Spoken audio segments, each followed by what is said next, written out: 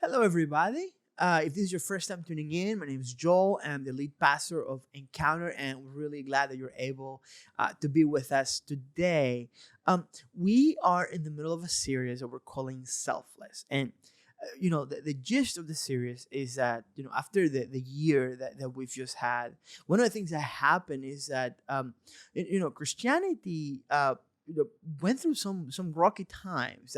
We've seen certain factions of Christianity associated with really extreme and dark and dangerous ideologies, and we've also seen all these like big scandals of some Christian leaders. And in the aftermath of that, there's a couple things that happen. One is, if you're not a Christian, like I would not blame you if you have nothing to do with Christianity, because you're just asking how the people that claim to follow the teachings of Jesus end up doing those things or saying those things or spouting those beliefs. But the other side, as Christians ourselves, sometimes it might be a trying time that makes us think, how do I maintain my faith? Is it even worth maintaining in light of everything that's happened? And what we see as the alternative to that in the teachings of Jesus is that Jesus calls us to live a life of selflessness, a life that's centered around God and that's oriented towards our neighbors. A part of the problem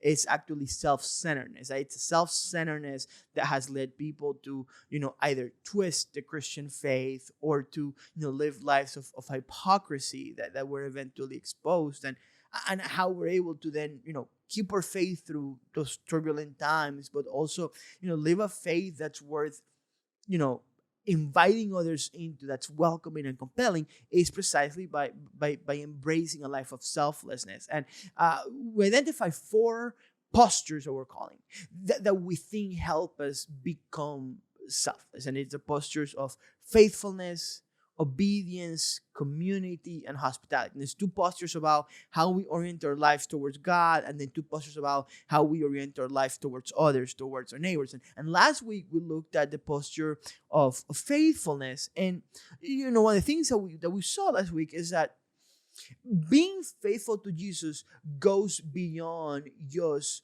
holding on to the teachings of Jesus or to the doctrines of the church. That's important, and that's where we start off. But true faithfulness to Jesus has to mean also putting those teachings into practice in our own lives. If you think about it, at the time of Jesus, the number one group of people that Jesus railed against was the Pharisees. And the Pharisees were very religious people. And a lot of what they did, it was trying to,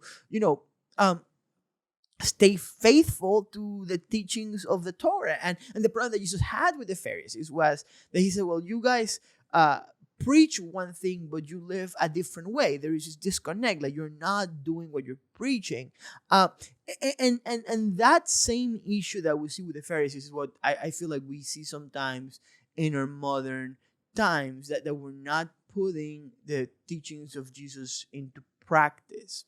And true faithfulness then has to incorporate that element. And that's a posture that we want to talk about today. That's a posture of obedience. It's a posture of not only being faithful intellectually to the teachings of Jesus, but it's a posture of constantly putting into practice what we're learning. It's a posture of saying yes to what Jesus calls us to do.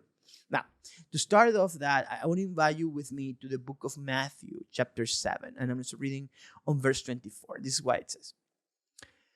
Therefore, everyone who hears these words of mine and puts them into practice is like a wise man who built his house on the rock. The rain came down and the streams rose and the winds blew and beat against that house. Yet it did not fall, because it had its foundation on the rock. But everyone who hears these words of mine does not put them into practice is like a foolish man who built his house on sand. The rain came down and the streams rose and the winds blew and beat against that house, and it fell with a great crash. This is the end of the Sermon on the Mount. The Sermon on the Mount is probably the most famous collections of teachings of Jesus that we have in the Gospels. And I love what Jesus is doing in the Sermon on the Mount is kind of like, reframing the Torah, reframing the teachings of the Old Testament. So it's famous for Jesus saying, you heard it said, but now I said unto you. And presenting this view of what he calls the kingdom of God, this ethical view of how his followers ought to live in the world. And he closes that sermon by saying, listen, the whole point of this is that you put these teachings into practice. And to drive that point home is that he tells this parable. Now, notice how Jesus in the parable describes the rain. He says that it's not a light rain. It says like the rain falls down and the streams rise and the winds blow. Jesus is describing a very nasty storm that can destroy a house. A few years ago, I was on tour in the Holy Land. I remember our tour guide telling us when they the tour, we're in a particular very dry area, and he mentioned how the Holy Land gets about the same amount of rain a year that Seattle gets. Which we're looking like we're talking about, man. And one of the things is the difference is that in the Holy Land, it all happens in a period of 2 to 3 months. So you get all the rain there, and then the rest of the year is pretty much dry, and that's why that area where we are look like that. And what that means though is that when it rains, like it really rains, like a storm that comes. And that's kind of like what Jesus is alluding to. People were used to seeing these types of nasty storms that would come out of nowhere and destroy everything. Let me give you an example of that. This picture you're seeing right now, this is the town of Gilchrist, Texas in 2008, right after Hurricane Ike. Hurricane Ike came around that area and basically destroyed every single house along that gulf, except for the house that you see there. By the way, it's the house of the Adams family, no relation to the Adams family. And the reason why that house stood out, it became a very viral picture, like the news articles on them and whatever. The reason why that house stood up is because the owners of that house, they had actually lost that house before to another hurricane, to Hurricane Rita in 2005, which, by the way, leads me to answer, maybe don't build a house in a place that's getting hurricanes like every 2 to 3 years, but that's neither here nor there. Anyway, so they lost their house in 2005, and they basically took the insurance money and they rebuilt the house. But they wanted to rebuild the house in a way that if something like that happened again, that the house would be able to stand. So what he did is that he rebuilt it 14 feet off the ground with these wooden columns, so the house wouldn't get flooded. And I think it's a great picture of showing what Jesus is talking about. In a way, I feel like this past year has felt kind of like the storm that Jesus is talking about, isn't it? You have global pandemic, and you have lockdowns, and you have economic upheaval, and political turmoil, and racism, and polarization, all sorts of things, right?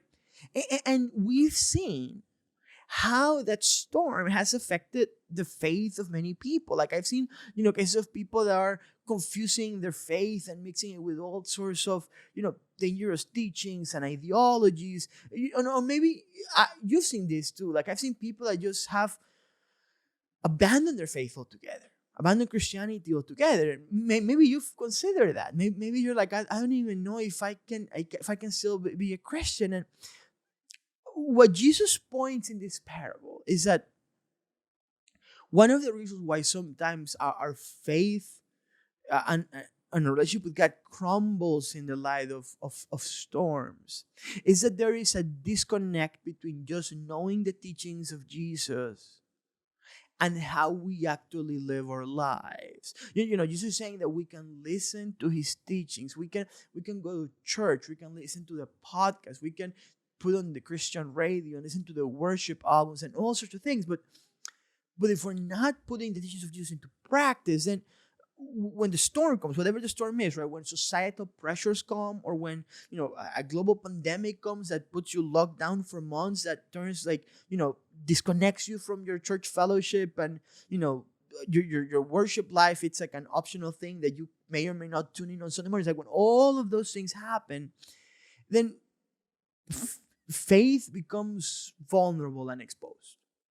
And if our foundation isn't strong enough, then it can crumble. Now, the way Jesus says that you build a strong flat foundation is by putting his teachings into practice. And that's a posture of obedience, a posture that our natural tendency is going to be to do the things that we learn from Jesus, to put them into practice in our lives. And one of the Gospels in John, Jesus describes it this way. He says, if you love me, keep my commands.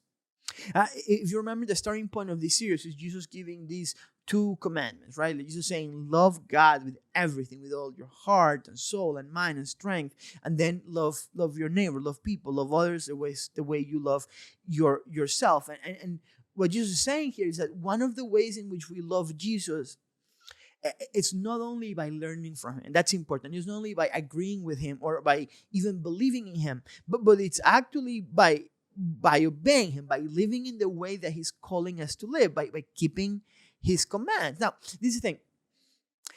That is much easier said than done, isn't it? Because if you're a Christian and you have a pulse, you've probably experienced moments when you knew what the right thing to do was. When you knew what Jesus taught on something, you knew the Bible verses, and you went and you didn't do what Jesus was calling you to do. You didn't do the right thing. Maybe when I did the opposite of that, right? And many of those times, it either might have felt almost like involuntary, like it was just like an instinct to go and do the wrong thing. It's easy to read this passage in basically saying that the problem of the foolish builders, it's a matter of willpower. Maybe they just don't want to submit their life to Jesus. Maybe they're indifferent to the teachings of Jesus. Maybe they're weak, and they can't do what's required of them. Maybe you're reading this passage and you're thinking, listen, I'm not like that. I'm better than them. I apply the teachings of Jesus into my life. I'm a good Christian, and that's great. That's you. That's great for you. I would also love to see you take a lie detector test, because it's not true of really anybody. All of us sometimes don't live up to the teachings of Jesus. Maybe you're listening to this and you feel the opposite way, right? Maybe you're feeling guilt, because if you're honest with yourself, you identify more with the foolish builder. And you're reading this passage, and what you're hearing Jesus say is like, you have to submit your will and you have to obey Jesus. And, if you find it difficult, you just have to try harder. And if you can't do it, then it's your fault. And you're like the foolish builder and your life is going to fall apart one day. And that's how a lot of religious talk is, isn't it? We're presented with the teachings of Jesus and we're just told, try harder. And we try, and we just can't seem to get it right. And a lot of our life is like this sense of guilt and shame. And the funny thing is that what the Bible teaches is actually the opposite. That to a certain extent, we're all like the foolish builders, That applying the teachings of Jesus to our life doesn't come naturally to anybody. It didn't even come naturally to the Apostle Paul. And I want to show you this passage from the Apostle Paul's letter to the Romans. This is Romans chapter 7. I'm going to reading on verse 14. This is what he says. We know that the law is spiritual, but I am unspiritual, sold as a slave to sin. I do not understand what I do, for what I want to do, I do not do. But what I hate, I do. And if I do what I do not want to do, I agree that the law is good. As it is no longer I myself who do it, but it is sin living in me. For I know that good itself does not dwell in me, that is, in my sinful nature. For I have the desire to do what is good, but I cannot carry it out. For I do not do the good I want to do, but the evil I do not want to do, this I keep on doing. Now, if I do what I do not want to do, it is no longer I who do it, but it is sin living in me that does it. What's the Apostle Paul saying? He's saying, I know what the right thing to do is. I want to do the right thing, and yet I find myself quite often not doing the right thing, not doing the good, not putting into practice the teachings of Jesus into my life. And if that's the case, then, the question is, how does Jesus expect us to do this? it can be discouraging because either it feels like Jesus is making an impossible demand that we cannot possibly live up to, or it can feel like there's something wrong with us, that maybe there is nothing we can do about it, and we're just the bad type of people, the wrong type of people, that we're just like the foolish builders, and we just have to resign ourselves to that fate, and just we might be interested in Christianity, but at some point we're just probably going to just slip away, or our lives are going to fall apart because we're not good enough. But I think that there's actually a different way of looking at this passage. For me, what was helpful to understand this was the work of the Christian philosopher Dallas Willard. Dallas Willard used to be a professor of philosophy at USC. He passed away a number of years ago now. And he wrote extensively about the topic of spiritual practices, spiritual disciplines. And his main argument was that, a lot of people struggle with following Jesus, and they find his commandments difficult or almost impossible to keep, because they don't understand the connection between the commands of Jesus and the lifestyle of Jesus. And he's saying that the secret of Jesus' ministry is that his ministry flowed out of how he lived his whole life in communion with his Father and the Holy Spirit. Like we think that obeying Jesus consists of being able to do things on the spot. We think that, Jesus says, like, forgive, like you've been forgiving, and somebody betrays us, somebody hurts us, and we're expected to just kind of like turn around and forgive them right away. That Jesus calls us to be compassionate and merciful, and we're able to like be in a situation where compassion and mercy are called for, and we're just able to be compassionate and merciful right away. But what Willard would say is that, without the rest of the life that Jesus had, without our lives being formed in the same way in which the life of Jesus was formed by the practices that Jesus had in his life, we're never going to be able to do these things. Always going to be impossible. Now, conversely though, when we start living our whole lives like Jesus did, when we start becoming the types of people for whom it will be natural to forgive and turn the other cheek and love others. Willard says it this way. He says, Jesus never expected us simply to turn the other cheek, go the second mile, bless those who persecute us, give unto them that ask, and so forth. These responses, generally and rightly understood to be characteristic of Christ's likeness, were set forth by him as illustrative of what might be expected of a new kind of person. One who intelligently and steadfastly seeks, above all else, to live within the rule of God and be possessed by the kind of righteousness that God himself has. Instead, Jesus did invite people to follow him into that sort of life from which behavior such as loving one's enemies will seem like the only sensible and happy thing to do.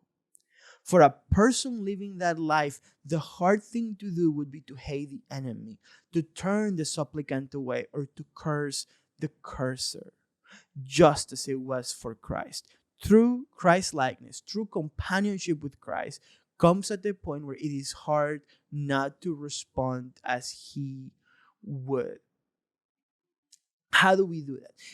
And for Dallas Willard, the answer is to imitate the things that Jesus did to develop communion with God. Basically, like the rest of the lifestyle of Jesus. This is what he says. The secret of the easy yoke, that Jesus promised that his yoke was easy. He says, then, is to learn from Christ how to live our total lives, how to invest all our time and our energies of mind and body as he did. We must learn how to follow his preparations, the disciplines for life in God's rule that enable him to receive his Father's constant and effective support while doing his will. We have to discover how to enter into his disciplines from where we stand today, and no doubt how to extend and amplify them to suit our needy cases. What is Willard saying? I think that Willard is saying the same thing that Jesus is saying, that we need to put into practice It's not only about like willing to saying I am going to be Jesus. We have to put into practice. But the thing that we have to put into practice is the habits of Jesus, the things that the Gospels show him doing to seek communion with his Father. Think about praying and spending time in solitude with God and meditating on the scriptures and fasting. Historically, the churches call this spiritual practices or spiritual disciplines. I know that's the same language that Dallas Willard uses. He says they're disciplines.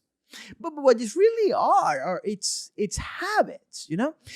A couple years ago, I spent some time doing a little bit of reading on this idea of habits, and particularly the connection between developing habits and discipleship, and how people can change their behavior and their habits. And I read this book called The Power of Habit, and that book looked at how people were able to change their habits. And the book looks at a lot of research in the field of neuroscience that's trying to explain how the brain works when it comes to habits.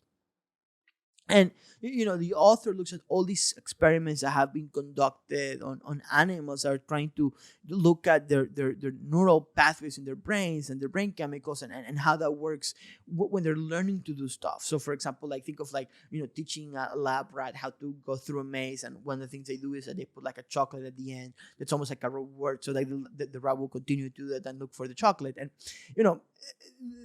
the way most of those experiments would go is that there was some sort of like cue at the beginning. Say, for example, like if it's a rat, like, the little maze opens and there's a click when the door to the maze opens, and, there's like the journey of the maze. And then eventually, the rat finds the chocolate, and it's kind of like a hit in the brain because it's like a reward that the rat is receiving. And what scientists discovered was that, the way the brain activity works is that, it's going to eventually automate the process, so that the lab animal just performs the task automatically. It's the same way our brain works when we learn to do like things that we do like without thinking about, like brushing your teeth, or like pulling out the parking lot or stuff like that. You just gotta know how to do it. Don't think too much about it. For example, why like when you're bored, there's nothing going on, you immediately like reach for your phone. Things that we just do.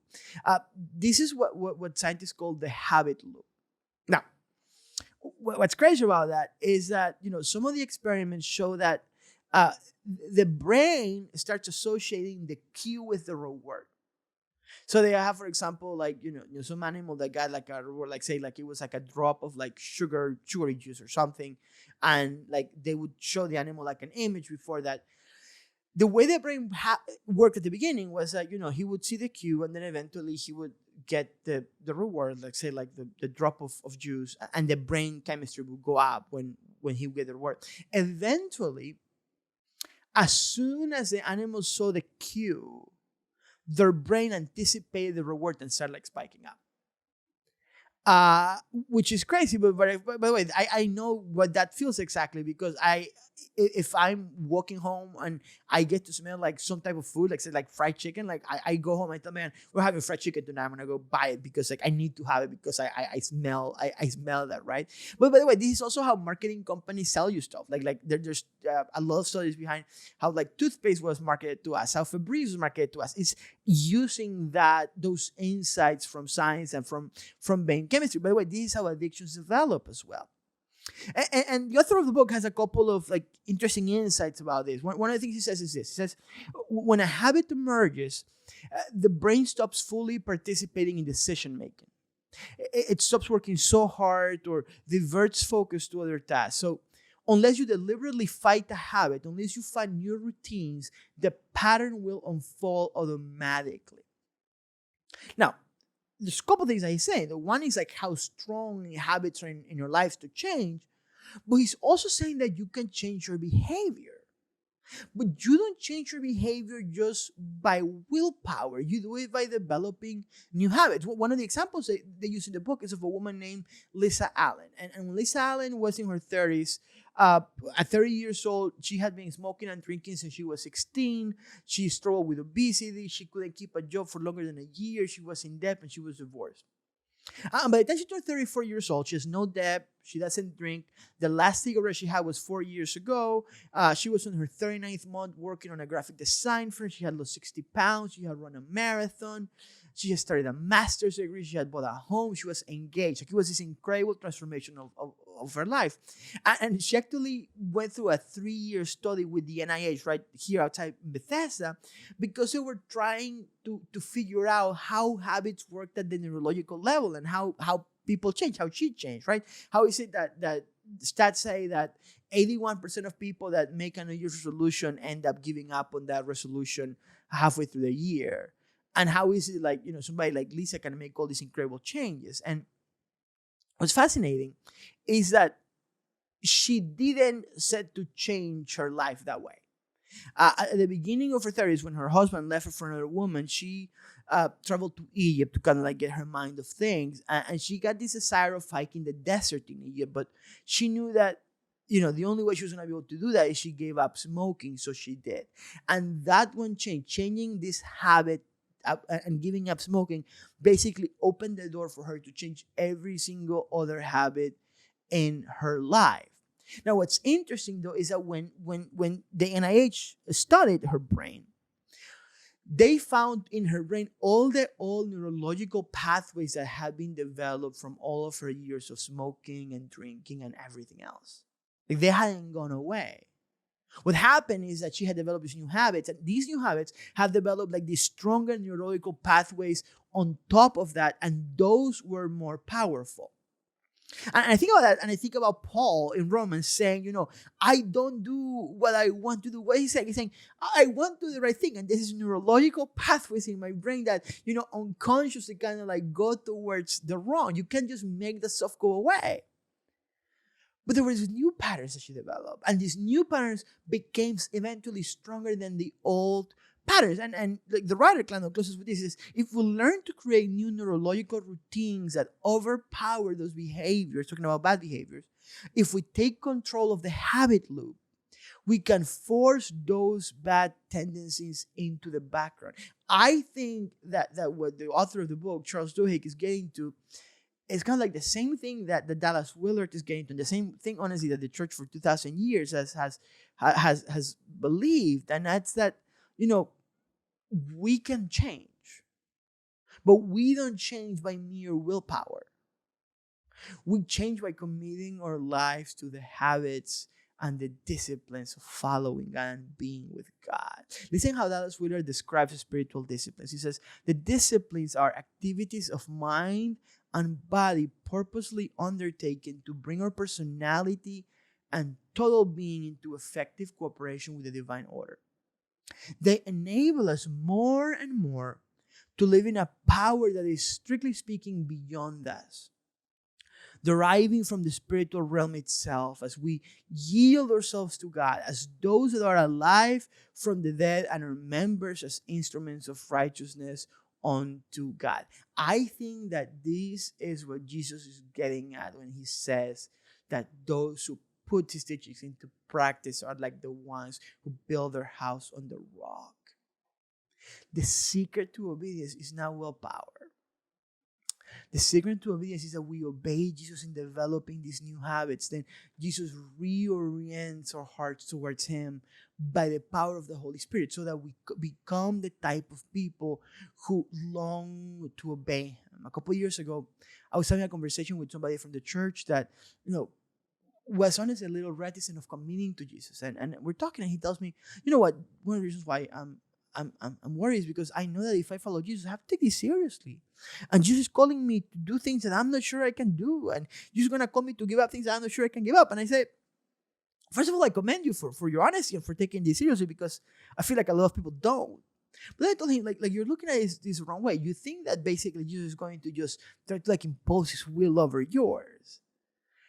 But if this is true, Jesus actually doing the opposite. Jesus actually saying, I want to give you this new way of living life, these new habits, these new practices, these disciplines. And as you give your life to those things, your desires are going to change. You're going to long eventually to the right things. It's going to come natural to you. I don't know if you remember the movie The Matrix, one of my favorite movies. And there's this scene where the main character, Neo, finds out that he kind of has these powers in the Matrix, right? And his mentor, Morpheus, is trying to explain to him the things that he'll be able to do. And there's this moment where Neo says, "Why are you trying to tell me that I can dodge bullets?" And Morpheus tells him, no, Neo, I'm trying to tell you that when you're ready, you won't have to. That you're going to have the power to use stop bullets, which is what happens at the end of the movie. It might seem like a silly example, but I think that that's partially what happens when we devote ourselves to putting into practice the disciplines of Jesus. That at some point, obedience to Jesus won't feel like being able to dodge a bullet. It would just feel like something that we can do, like a natural thing. We can forgive. We can love. We can be generous. We can be kind. Why? Because our hearts and our longings and our affections have been oriented towards God, and God has changed the type of person that we are. This is how we build our house on the rock. Now, what are the spiritual practices that we need to develop? Well, technically anything that Jesus did ever has was a spiritual practice. But as a church, we have 9 core spiritual practices, and we've preached this in the past. You can find, this information on our website. And for us, it's prayer, Bible study, Sabbath, fasting, silence and solitude, community, evangelism, worship, and generosity. And we think that those 9 spiritual practices are like core to the life of every Christian. But perhaps a place that you can start with is something that we call a rule of life. And I've done on the rule of life before. And we actually have a section on our website. If you go to our website, there's a section that says resources, and just click on rule of life. And there's like a little teaching from me about what that looks like. But it's basically like a specific group of practices that you can put, into your life like right now. Things that you can start doing. We didn't come up with them. We kind of like borrowed them from a church in Portland called Bridgetown Church. They gave us permission to do it. But maybe that's a place for you to start. Start to adopt rhythms and practice in your life. And what I think is going to happen is that you do that, God's going to start changing you. And you become the type of person for whom it naturally comes to love God. For whom it naturally comes to forgive and be compassionate. And you become the type of person that when the storms of life comes, that love, that faith remains. A few years ago, I was listening to this story on NPR. It's called Dying Words. And it's kind of like, honestly, like a fascinating little vignette. They tell the story of this woman named Alice Saunders. And you're seeing a picture there of her with her boyfriend, Greg. And the story is about the relationship between Alice and her dad. Her dad's name was RPR Saunders, but he went by RP. And basically, when she was 15, her parents get divorced, but she remains very close to her dad. And when she was in her 20s, her dad developed something called frontotemporal dementia, or FTD. Basically, doctors tell him that he had 10 years to live. And one of the main things that type of dementia affects is your speech. So very slowly he started like basically forgetting how to talk, and he couldn't express himself. And the story is about how the one thing towards the end that he was able to keep saying was 2 phrases to his daughter, Alice. He was able to keep telling her, "I'm proud to be your dad, and I love you." And tell the story that he would basically call her and leave her voicemails just saying, "I love you," and just saying, "Proud to be your dad." And everything else kind of like falling apart. And those things stayed. Her boyfriend, Greg, he started dating her right kind of like towards the end of her dad's life. And he's this quote that says, calling Alice and telling her that he loved her, says, "I think that was the deepest thing in him. It's such a deep ravine that it persists." And so it's really cool because at the end, basically her boyfriend downloads all of the voicemails from her cell phone and gives them to her on like a USB so that she could listen to them whenever she wanted. And for years she hasn't listened to them, and kind of like the story is actually the time that she listens to one of her dad's voicemails. But I want you to think about that idea, right? A deep ravine that still persists. Her dad's love was so strong that when everything else in his mind had fallen apart, that remained. I think that that's what happens when we build our house on the rock. When we give ourselves to the teachings of Jesus, when you give ourselves to the life of Jesus, that thing cements us. And no matter what happens, no matter what challenges come, our faith remains. So may you become the types of people who not only listen to the teachings of Jesus, but who put his teachings, his life into practice in your life. And may your love for Jesus, may your faith in Jesus be cemented on that. So that no matter what comes at you, no matter what storms life throw at you, your faith and your love for Jesus will remain. Grace